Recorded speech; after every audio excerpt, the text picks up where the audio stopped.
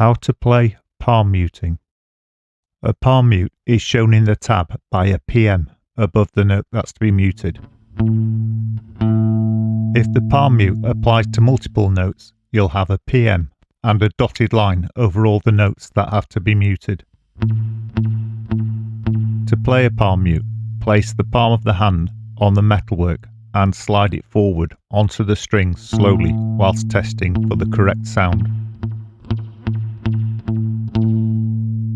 If you're playing an acoustic guitar, do the same thing but start with the hand on the bridge.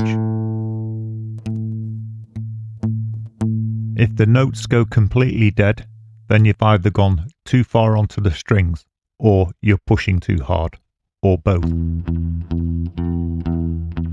With a palm mute, you should still be able to hear what note you're playing. Thanks for watching.